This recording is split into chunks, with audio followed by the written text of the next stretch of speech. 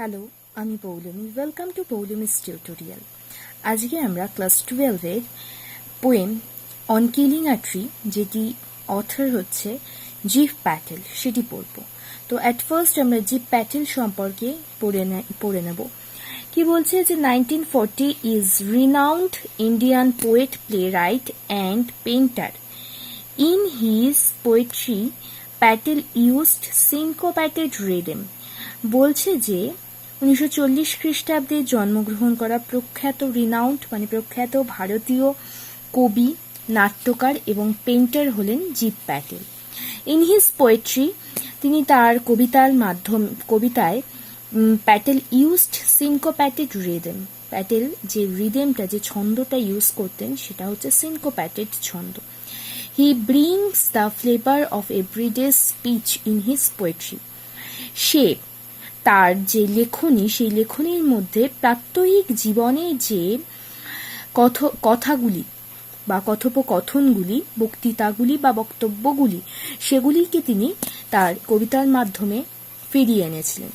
Some of his notable work are Mirroring 1991, How Do You Withstand Body 1976, etc. তার কিছু স্মরণীয় কাজগুলোর মধ্যে হলো অন্যতম এইগুলি, সেগুলির নাম এইখানে দেয়া রয়েছে। দেন কি বলছেন, the poem is about the harm done to environment by human beings. বলছে এই কবিতাটি কিসের সম্পর্কে লেখা হয়েছে না, পরিবেশের প্রতি মানুষের যে হার্ম, যে নিষ্ঠুরতা বা যে ক্ষতিকারক প্রভাব, সেটি এই কবিতার মাধ্যমে তুলে ধরা হয়েছে। In a voice of sarcasm and irony, কিসের বিদ্রুপাত্মক বক্তব্যের মাধ্যমে এই কবিতাটিতে পরিবেশের প্রতি মানুষের যে নিষ্ঠুরতা, তার ছবি ফুটিয়ে তোলা হয়েছে। The poet speaks of man's violence and impatience towards nature.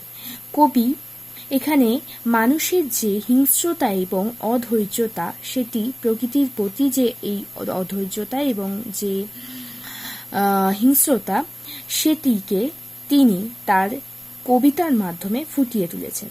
The poem is written in free verse. এই কবিতাটি লেখা হয়েছে মুক্ত ছন্দে। দেন আমাদের পোয়েম স্টার্ট হচ্ছে। কি বলছে, it takes much time to kill a tree, not a simple jab of the knife will do ইট। বলছে যে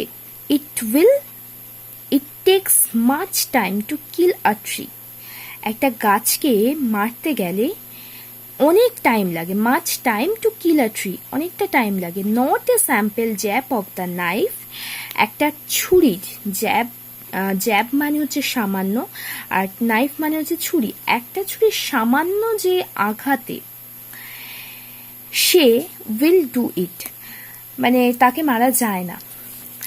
it has grown slowly consuming the earth, rising out of it, feeding upon its crust, absorbing years of sunlight, air, water, and out of its leprous height, sprouting leaves. বলছে কি না, সে বেড়ে উঠেছে। It has grown, সে বেড়ে উঠেছে ধীরে ধীরে। কি বলছে না, স্লোলি কনজিউমিং দ্য আর্থ, ধীরে ধীরে পৃথিবীর থেকে যে পুষ্টি, সেই পুষ্টি শোষণ করে সে ধীরে ধীরে বেড়ে উঠেছে। Rising out of it, feeding আপন ইটস ক্রাস্ট। আর কি হয়েছে না, উপর দিকে উঠে এসে সে কি করেছে, ফিডিং মানে খাদ্য গ্রহণ করেছে। কি থেকে না, আপন ইটস ক্রাস্ট, এর যে ভূপৃষ্ঠের যে ত্বক, ক্রাস্ট, সেই ত্বক থেকে সে তার খাদ্য গ্রহণ করেছে। কি খাদ্য, অ্যাবজর্বিং ইয়ার্স অফ সানলাইট। এছাড়াও কি করেছে, বহুকাল ধরে অ্যাবজর্বিং শোষণ করেছে কি, রোদ, সানলাইট মানে রোদ, সূর্যের আলো, ওয়াটার জল, এবং ইয়ার বাতাস, এইগুলোকে সে গ্রহণ করে যুগ যুগ ধরে আর কি, সে এইগুলিকে বছরের পর বছর ধরে গ্রহণ করে কি করেছে, বেড়ে উঠেছে। and out of its leprous hide sprouting lips. আর এইভাবেই সে তার যে লেপ্রাস মানে হচ্ছে relating to leprosy, a kind of skin disease, মানে এক ধরনের যে স্কিন ডিজিজ, চামড়া বা ত্বকের রোগ, লাইক কুষ্ঠ রোগ, সেই রকম কুষ্ঠরোগীদের ক্ষেত্রে চামড়ার যেই রকম পরিবর্তন ঘটে, সেই রকমই এই গাছেদের যে গায়ে যে ছালগুলো উঠে যায় যখন, তাকেও ঠিক দেখতে ওই রকমই লাগে। তাই এখানে একটা ব্যক্তিত্ব স্বরূপ আরোপ করা হয়েছে গাছেদের প্রতি, যেটা কিনা ওই লেপ্রাস হাইড টার্মটার মাধ্যমে এই পার্সোনিফিকেশনটিকে করা হয়েছে। তার মানে কি বলছে, যে বহুকাল ধরে রোদ জল বাতাসের যে সংশ্লেষে তার যে কুষ্ঠ রোগ আক্রান্ত ছাল চামড়ায় কি হয়, স্প্রাউটিং লিপস, সেই ছাল চামড়া উঠে যাওয়া যে তার চেহারা, সেখানেও নতুন সবুজ পাতা আর কি, কচি পাতা জন্মায়। So hack and chop, but this alone would not do it. Not so much pain will do it. বলছে তাই হ্যাক অ্যান্ড চপ, কুপিয়ে কেটে, কি করতে বলছে, কুপিয়ে কাটো, and chop but this alone would not do it, এবং টুকরো টুকরো করো, কিন্তু এতেও, but this alone would not do it, এতেও কিন্তু কিচ্ছু হবে না। Not so much pain will do it, এবং কি বলছে, যে খুব বেশি যন্ত্রণাও তাদেরকে সহ্য করতে হবে না। The bleeding bark will heal, মানে বলছে এই যে রক্তাক্ত যে ছাল চামড়া ওঠা যে বার্ক মানে হচ্ছে বাকল, সেটাও কি হয়ে উঠবে, উইল হিল, সেটাও সেরে উঠবে।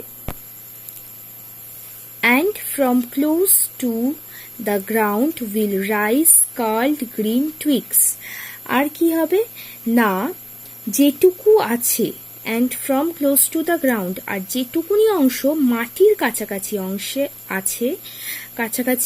আছে, will rise curled green twigs, তার মানে বলছে যে সেই মাটির কাছে থাকা গাছের যে পড়ে থাকা বেঁচে থাকা অংশ, সেখানে উঠবে জেগে কি না, কাল মানে হচ্ছে কুঞ্চিত সবুজ কচি পাতা। Miniature বাউস which if unchecked will expand again to former size, কি বলছে, যে সেখানে উঠবে জেগে মিনিয়েচার বো, which is unchecked will expand again, সেখানে উঠবে জেগে সবুজ কুঞ্চিত কচি পাতা, ছোট্ট ছোট্ট শাখা, মিনিয়েচার বোস মানে হচ্ছে ছোট্ট ছোট্ট শাখা, which if unchecked will expand again, যেগুলোকে ছেটে না দিলেই ওরা কিন্তু আবার বেড়ে উঠবে, এক্সপেন্ড মানে ছড়িয়ে যাবে, কিসে না, টু ফর্মার সাইজ, সেই আগের যে সাইজ, সে সাইজেই কিন্তু তারা আবার বিস্তার লাভ করবে। দেন বলছে no, the root is to be pulled out, তো বলছে যে না, the root is to be pulled out, মূলটাকে ওপরাতে হবে, out of the anchoring earth, পৃথিবীর ভিতর থেকে, যেটা নোঙর করে আছে, অ্যাঙ্কার মানে নোঙর করা আছে যে মূলটা পৃথিবীর ভিতরে, সেখান থেকে সেটাকে বের করে আনতে হবে।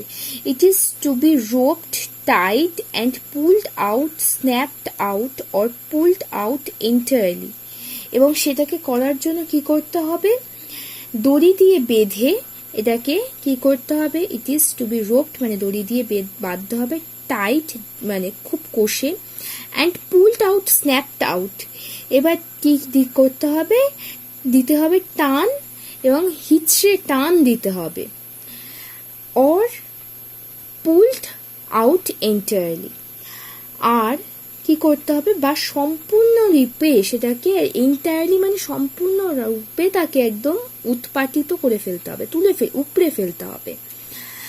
Out from the earth cave, পৃথিবীর যে গুহা, সেই গুহার ভিতরে যে যার মানে যে গাছের যে মূলটা বিস্তৃত হয়ে রয়েছে সেটাকে একদম তার ওই পৃথিবীর বুক থেকে আর কি, বুকের মধ্যে থাকা যে গুহা, সেই গুহা থেকে একদম পুরো সম্পূর্ণভাবে টেনে বার করে ফেলতে হবে। And the strength of the tree exposed, এবং কি হবে না, গাছের যে শক্তি সেটা কিন্তু তখন সবাই দেখতে পাবে। The source white and wet, the most sensitive hidden for years inside the earth. বলছে যে দ্য সোর্স মানে কি হবে না, যে উৎসটা, সেই উৎসটা যেটা সাদা আর ভিজে, হোয়াইট অ্যান্ড ওয়েট, সাদা আর ভিজে, দ্য মোস্ট সেন্সিটিভ হিডেন কি না, সব থেকে যেটা হচ্ছে সংবেদনশীল, সেন্সিটিভ সংবেদী বা সংবেদনশীল, লুকোনো, হিডেন মানে লুকোনো, অনেক বছর ধরে মাটির ভিতরে, সেই যে গাছের শক্তি, যে উৎস, সেটিকে তখন সবাই দেখতে পাবে। যেটা কিরকম না, সাদা মূলটা সেই সাদা থাকে, সাদা আর ভিজে, সেটাকে তখন সবাই দেখতে পারবে। Then the matter of scorching and choking in sun and air, browning, hardening, twisting, withering, and then it is done. তার মানে কি বলছে, এরপরে কি করতে হবে, then the matter of scorching and choking, এবার কি করতে হবে, তাকে স্কর্চিং মানে ঝলসাতে হবে, এবং চোকিং মানে হচ্ছে একদম শ্বাসরোধ করে করতে হবে আর কি, শ্বাসরুদ্ধ করে ফেলতে হবে। কিসে, ইন সান অ্যান্ড এয়ার, সূর্যের আলোয় এবং বাতাসে। Browning, hardening, twisting, weathering, and then it is done, এবং কি করতে হবে, তারপরে সূর্যের আলো আর বাতাসে তাকে ব্রাউনিং মানে বাদামি আর শক্ত করে ফেলতে হবে। টুইস্টিং, ওয়েদারিং, দুমড়ে মুচড়ে, টুইস্টিং মানে দুমড়ে মুচড়ে তাকে কি করতে হবে, একদম শুষ্ক করে ফেলতে হবে, শুকিয়ে ফেলতে হবে। And then it is done, এবং তারপরেই এই সম্পূর্ণ কাজটা সম্পন্ন হবে। অতএব এই কবিতার মাধ্যমে কবি একটা গাছকে মেরে ফেলা, অন কিলিং আ ট্রি, এক নামটা থেকেই বোঝা যাচ্ছে যে গাছকে মারার সম্পর্কে এখানে বলছে। তো গাছকে মেরে ফেলা সম্পর্কে, মানে একটা গাছকে মেরে ফেলা কিন্তু অতটাই সহজ নয়, সেটা দেখতে যতটা সহজ মনে হয় সেটা কিন্তু করতে অনেকটা বেশি কঠিন। তো সেইটা সম্পর্কেই তিনি এখানে ফুটিয়ে তুলেছেন। একটু আমরা এর অন্তর্নিহিত অর্থগুলো এবং একটু বিশ্লেষণ করে জেনে নেব। এই কবিতার সারাংশ এটি যে একটি গাছ ধীরে ধীরে পৃথিবী থেকে পুষ্টি উপাদান গ্রহণ করে ধীরে ধীরে বড় হয়ে উঠছে, বেড়ে উঠছে। এটি বছরের পর বছর ধরে সূর্যের আলো, তাপ, জল, খনিজ পদার্থ এগুলোকে গ্রহণ করতে থাকে এবং বেড়ে উঠতে থাকে। এর ছাল থেকে যে লেপ্রাসাইট মানে একদম কুষ্ঠরোগীর মতন যে চামড়া উঠে যাওয়া নেয়, যেরকম এর গাছের যে ছাল, সে ছাল উঠে যাওয়া যে অবস্থায়, সেখান থেকেও আবার সে নতুন পাতার আবির্ভাব ঘটে। তাই ছুরির আঘাতে কিংবা সামান্য কুঠারের আঘাতে একে মেরে ফেলা সম্ভব নয়। এর ছাল থেকে পাতা গজাচ্ছে এবং নতুন প্রাণের আবির্ভাব ঘটছে। তো বলছে যে তাই শুধুমাত্র ছুরির আঘাতে, ঠুনকো আঘাতে এর কিছুই হবে না, দরকার কি যে একে তীব্র আঘাত করতে হবে। তীব্র আঘাত করে তাকে টুকরো টুকরো করলেও পূর্ণবয়স্ক গাছকে মেরে ফেলা যায় না। যদি তীব্র নিষ্ঠুর আঘাতে একে কেটে ফেলা যায় তবুও এটি যন্ত্রণা ভোগ করে কিন্তু মরে না। যদি খুব একটা তীব্র নিষ্ঠুর আঘাতে একে কেটে ফেলা যায় তবুও কিন্তু এটা যন্ত্রণা অনুভব করে, কিন্তু সে মরে না তবুও। এই রক্তাক্ত বাকল আপনা থেকেই সেরে যায়।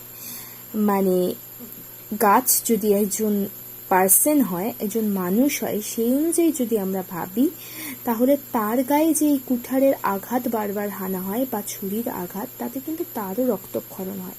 শুধু সেই রক্তের কোনো রং নেই এবং সেটিকে আমরা চোখে দেখতে পাই না, কিন্তু তারও কিন্তু এই আঘাতে যে তার যে ছালবাকড়া উঠে যাওয়া যে অংশ, সেখানে কিন্তু রক্তাক্ত হয়ে যায় এবং সেই রক্তাক্ত বাকল আবার ধীরে ধীরে নিজে থেকেই সেরে যায়। এর মাটির সঙ্গে লেগে থাকা কাণ্ডের অংশ থেকে আবার সবুজ পাতা, ছোট শাখা জন্মায়। বাধা না পেলে ক্রমশ এটি আগের চেহারার গাছে যদি এর ডালপাতা ছেঁটে না দেওয়া হয়, তাহলে এটা আবার পুনরায় আগের মতন সেই বড় গাছে বিস্তার লাভ করে। মেরে ফেলতে হলে কিভাবে মারতে হবে না, নোংরের মতো আঁকড়ে থাকা যে শিকড়, সেই শিকড়কে একদম পৃথিবীর যে গুহা ভিতরের, সেই গুহা থেকে সমূলে, মূল সমেত একদম টেনে বার করতে হবে। এই জীবনদায়ী মূলকে পৃথিবীর থেকে বিচ্ছিন্ন করতে হবে। একে গাছের জীবন হচ্ছে মূল, তো তার জীবনদায়ী যে মূল, তাকেই পৃথিবী থেকে বিচ্ছিন্ন করতে হবে। তারপর সূর্যের আলো, খোলা বাতাসে এটিকে রেখে দিতে হবে ঝলসে শ্বাসরুদ্ধ করার মতো করে। শেষ পর্যন্ত এটিকে বাদামি করে শক্তকরণের মাধ্যমে দুমড়ে মুচড়ে শুকিয়ে তুলতে হবে। এভাবেই শেষ পর্যন্ত গাছটিকে মেরে ফেলা হয়। তো এই কবিতার একটি অন্তর্নিহিত অর্থ রয়েছে, সেটা হচ্ছে যে অন কিলিং আ ট্রি এক ধরনের এমন একটি কবিতা যেখানে মানুষের যে নির্বিচারে গাছ কেটে ফেলার প্রতিবাদকে ফুটিয়ে তোলা হয়েছে। গাছেরা আমাদের ভালো বন্ধু এবং নিঃস্বার্থ সাহায্যকারী, কিন্তু স্বার্থপর মানুষ তাদের নিজস্ব লাভের জন্য গাছকে কেটে ফেলে। মানব সভ্যতার বিকাশে গাছের অবদানকে মানুষ মনে রাখে না, তাই সে তার নিজের পার্থিব অস্তিত্ব সম্পর্কেও সচেতন নয়। মানুষের সভ্যতার বিকাশে গাছের যে অবদানকে, সেটা কিন্তু মানুষ মনে রাখে না, সে তার নিজের পার্থিব অস্তিত্ব সম্পর্কেও সচেতন নয়। আবহাওয়াও কিন্তু তার নিজের যে পার্থিব অস্তিত্ব, সে তার পার্থিব অস্তিত্ব সম্পর্কে সচেতন নয়। সে গাছের নান্দনিক এবং পরিবেশগত মূল্যকে অস্বীকার করে এবং কি করে, গাছকে মেরে ফেলার মতো অবিবেচনা প্রসূত কার্য বলি মারাত্মক পরিবেশগত সমস্যা ঘটাতে পারে এবং সমগ্র মানব সভ্যতাকে মারাত্মক সংকটে ফেলতে পারে। নিজেদের অস্তিত্ব বজায় রাখার জন্যই আমাদের কর্তব্য গাছকে ভালোবাসা এবং তাকে রক্ষা করা। এই অর্থটাই এই কবিতার মাধ্যমে ফুটিয়ে তুলতে চেয়েছেন লেখক নয়, কবি। তো আশা করি তোমরা উপকৃত হবে ভিডিওটি দেখে। যদি একটু তোমাদের এটি হেল্পে লাগে, তাহলে অবশ্যই লাইক, কমেন্ট এবং শেয়ার করতে ভুলবে না। আর যদি চ্যানেলে নতুন হয়ে থাকো, অবশ্যই চ্যানেলটিকে সাবস্ক্রাইব করতে ভুলবে না এবং সাবস্ক্রাইব করার পর বেল আইকনটিকে প্রেস করে দেবে, যাতে পরবর্তী ভিডিওর নোটিফিকেশন সবার আগে তোমাদের কাছে পৌঁছে যায়। Till then, stay tuned, stay safe and bye by.